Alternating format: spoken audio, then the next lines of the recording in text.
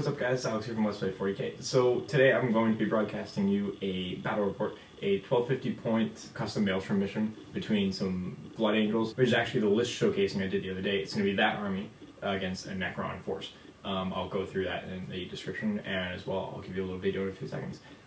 It did do a different style of battle report. Let me know if you guys enjoy this way. It's a little bit faster paced. It doesn't include every dice roll. Actually, I don't think it includes very many dice rolls at all. But this way it'll just be a little bit faster. That way I'll talk about the tactics a little bit more rather than seeing if the bolters hit, etc. like that. But let me know in the comments down below if you guys enjoy that or not. So for the Blood Angels list, I actually just posted a video, so if you want to see what I brought in this army, I'll put a link to the video down below, and you can check it out there. And for the Necron force here, we just have a simple 1250 point combined arms detachment led by an Overlord with a War Scythe and the Phylactery? No, Phase Shifter, sorry, for the Invuln. There's a Cryptek beside him who is my secondary HQ choice. He's just got his regular stuff, Staff of Life, bare bones. So for my two troop choices, I took 2 units of 10 warriors. In my fast attack, I took a unit of Scarabs. And in my elites, I took a unit of Death Marks, a unit of Lich Guard with the Sword and Board, and I also took a Catan the Deceiver. I don't usually bring this guy, I wanted to try him. And in my heavy support, I took 1 Monolith and 1 Heavy Destroyer, and that makes up 1250 points on the button. Here's the board we're going to be playing on today. It's a revised version of the Solomon 7. I basically just rearranged some of the tiles just to mix up the terrain a little bit. And we're going to be playing with 2 objectives, the Aquila Rubble and the Imperium statue right there. So those are 2 objectives. They're both worth D3 points at the end of the game to whoever controls them. And we will be doing Dawn of War style deployment, so going across the board. Alright, so here's what the board looks like after deployment. We have a Necron Heavy Destroyer here, 3 counterattack Scarabs, unit of 10 warriors, giant monolith just sitting in the middle providing support, 10 more warriors, the Catan here, and the basically unkillable Necron squad with the Overlord, the Cryptek, and the Lich Guard with the Sword and Board, and they're going to go up towards the Imperium statue. Now for the Blood Angels opponent, however, there's only 3 things on the board, one of them being the Trialhammer turret just stuck here in this crater to provide heavy support to wherever it can see. The hiding Death Company with the Chaplain just hiding behind this building here. And the Tactical Squad with the missile launcher is just in this building here. Basically, the Blood Angels are going to rely on their speed and their reserves to overtake the Necrons, and the Necrons are going to rely on their resilience. So in the Necron reserves, we have a unit of 5 Death Marks, and in the Blood Angels, we have Queso the Damned in a drop pod, the Tactical Squad in a drop pod, Sanguinary Guard, and the Vanguard. Alright, so currently Necrons have first turn, but let's see if Blood Angels can seize the initiative. And on a 6, they do seize the initiative. So let's go on to Blood Angels turn 1 and see what happens. Blood Angels movement phase, these Marines here stood still. The Death Company moved from right over here. They moved up 12 inches to here just to gain some cover from this building. They don't want to get shot at by the monolith and lose a lot of models. And the drop pod came in. I tried to land it on the Aquila, however it moved towards over here, and the Marines got out and are in range to try and take out this Heavy Destroyer here. And that's all for the movement phase. Let's go on to shooting phase. So for the Blood Angels shooting phase, this here missile launcher fired off into the Catan, and it missed. These Death Company here, which you probably can't see now, are now ran 6 inches and got really tucked into the building right there just to keep them safe. With combined fire from the Stormbolter from the drop pod and these 5 Marines here, we killed a Destroyer, and the Tarantula turret back there had to fire off into those Lich Guard, but it caused no damage. So now going on to Necrons turn 1. So and after Necron movement phase, the Scarab just moved up to there. The Warriors shuffled up a few inches, same thing with the Monolith. The other warriors advanced 6 inches to either gain line of sight onto the Tarantula turret there, or if needed to fire on this drop pod. The Catan just shuffled up a bit, not sure what to do, and the Lich Guards advanced towards the shrine over there. Shooting phase, we brought down 2 of the Blood Angels here from the fire of the warriors there. The monolith fired into the drop pod here, just taking off one hull point, giving it a glance. And everyone else basically ran forward. These here warriors, the other group of 10 warriors, fired off a few shots trying to shave off the last hull point, but they missed. So we'll go on to the assault phase. Basically, these scarabs are going to try and assault these tactical marines here. Let's see what happens. Combat phase here. The 3 Karanotep scarabs made their charge. They took no damage from Overwatch. They took 1 damage from the sergeant, and then they managed to actually kill off 2 of the marines. He passed his morale, so he's sticking around, but he's now locked in combat. So this is what the board looks like after the Blood Angels movement phase.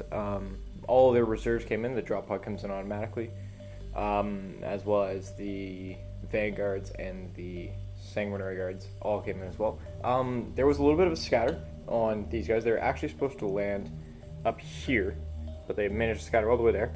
Perfectly fine with that. That's okay. And the Sanguinary Guard landed exactly where I wanted them to, right behind those right behind the Lich Guard.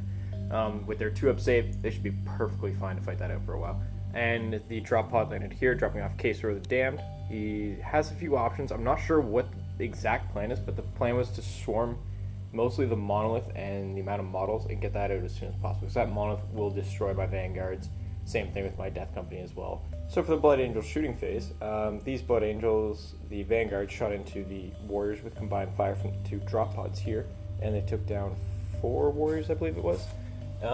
We got extremely unlucky because the missile missed from there into the monolith. I was really hoping it would hit. But then we decided to fire the Dreadnought's multi-melta, or the Dreadnought's melta, into the side of this monolith, and we actually got a weapon destroyed result, and we got rid of the particle whip. Extremely lucky. I'm super happy with that. I meant to mention this earlier. When these guys here, the Sanguinary Guard, deep struck, the death marks from the Necrons also deep struck. However, they managed to mishap, and they just went into ongoing reserve. So that happened. So they'll come back another turn. But yeah. So they fired their guns. I was debating firing the weapons into the Lich Guard, however, with their saves, it basically wouldn't have done anything. So instead, I opted to fire them into the warriors here, just to kind of keep my Dreadnought alive as long as possible, and they managed to take out 3, which is all they could hit within range. So I'm perfectly fine with that.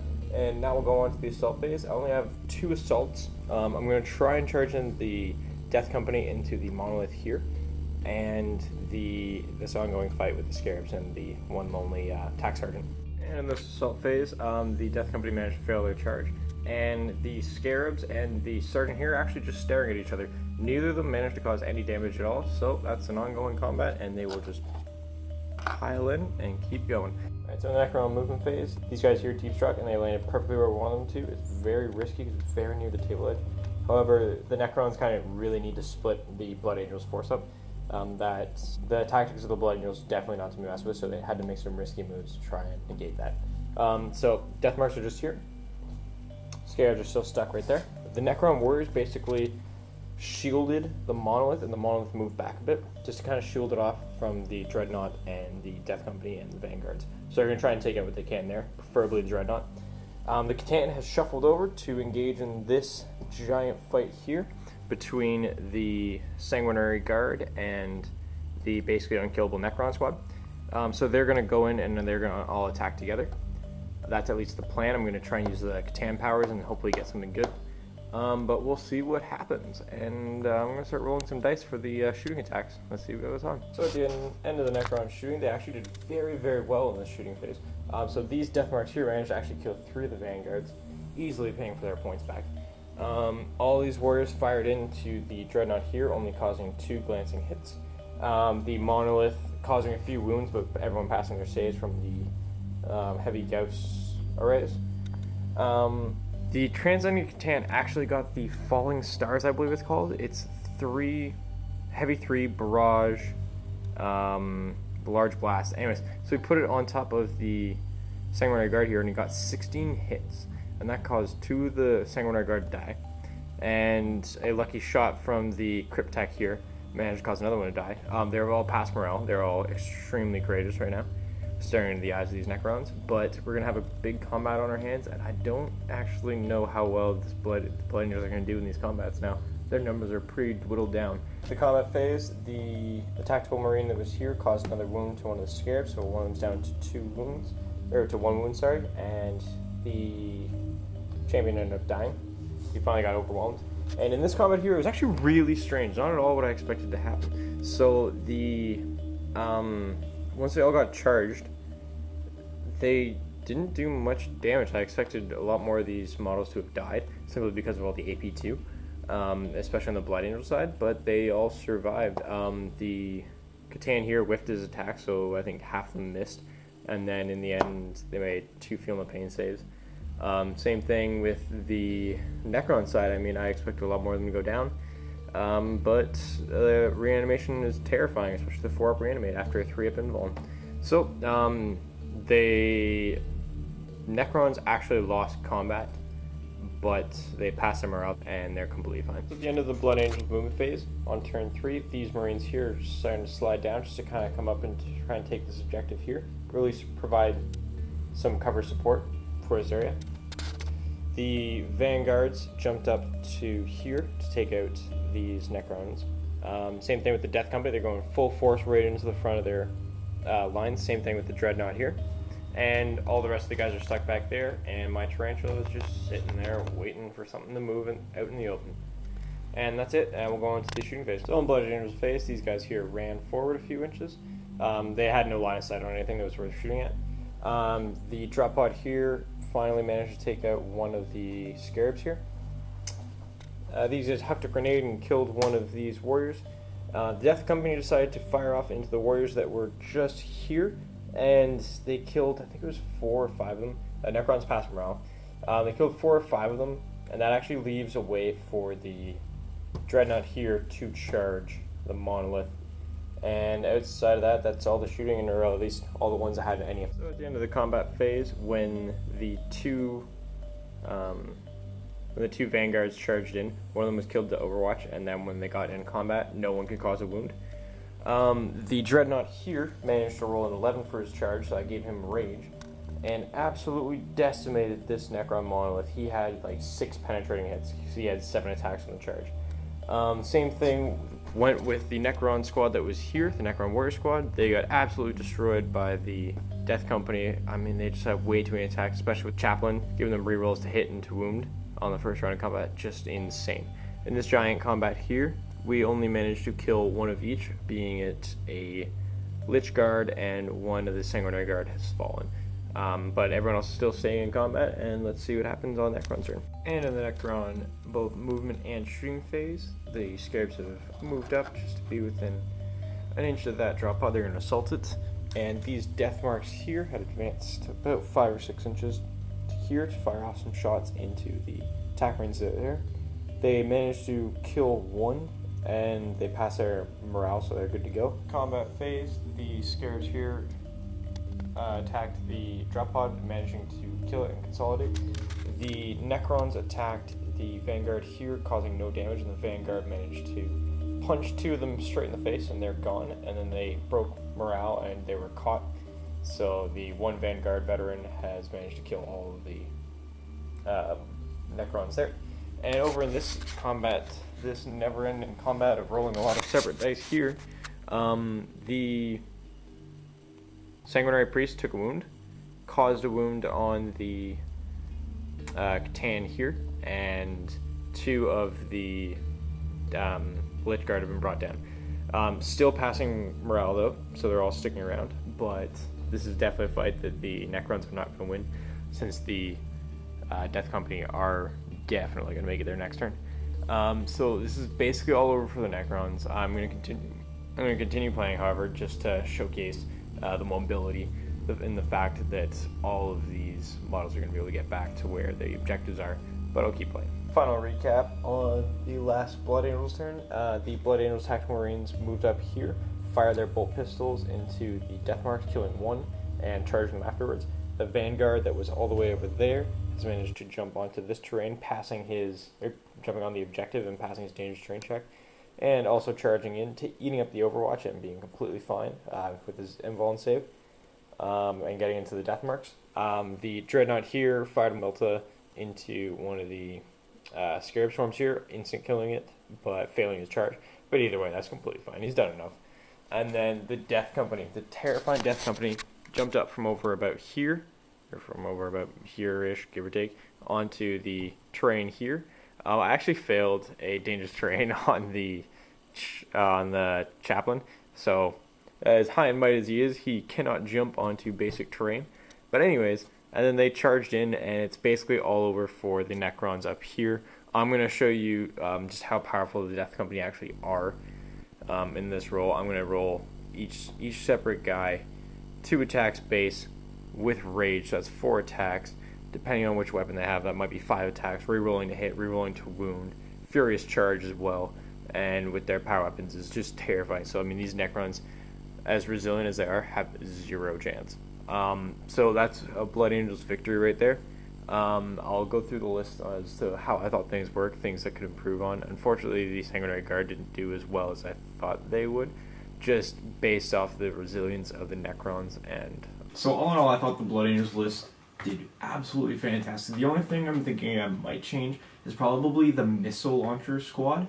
I might change that tactical squad maybe to a scout squad with camo cloaks, still a missile launcher, and then the rest with sniper rifles. Just so it gives them a little bit more range firepower, the ability to rend things, monstrous creatures as well, 4-up. It might be a good idea, I'll have to look into it. Resiliency did not stand a chance in this list, or at least in this battle. I'm sure if there was more of a range fight, it could have been differently. I mean, it is a dice game, anything can happen.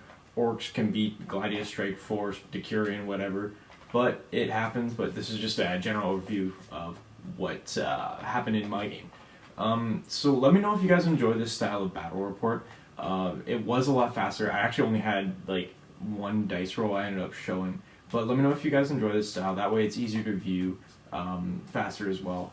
I'm just trying to find a way that you guys will enjoy the battle reports a little bit more, because personally for myself, I find when you look at a lot of battle reports and all it is dice rolling, it kind of drags on to me. I prefer more of the overview and like the narrative fluff behind it. Obviously this battle report was not as fluffy as usual, because I was kind of in a hurry, but I wanted to still produce a good battle report using the list that I created. Let me know if you guys have any suggestions for the list, if there's any improvements you guys feel like you would make. Obviously this is just a house game, mostly infantry based. I didn't want to bring any knights, anything super cheesy, any Lord of Wars.